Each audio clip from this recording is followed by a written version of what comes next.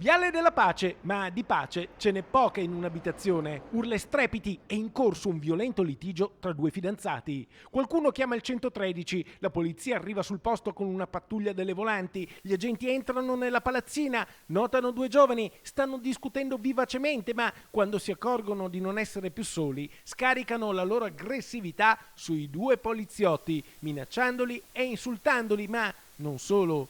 La donna arriva a mordere una gamba a un agente, che finisce al pronto soccorso. Nonostante la situazione sia grave, i poliziotti bloccano i due aggressori e li portano in questura per accertamenti. Qui i due fidanzati, lui 33 anni e lei 23, vengono dichiarati in arresto per resistenza e violenza a pubblico ufficiale e per lesioni aggravate. In attesa dell'udienza di convalida, l'uomo e la donna sono stati portati nelle case circondariali, uno di Vicenza, l'altra di Montorio Veronese.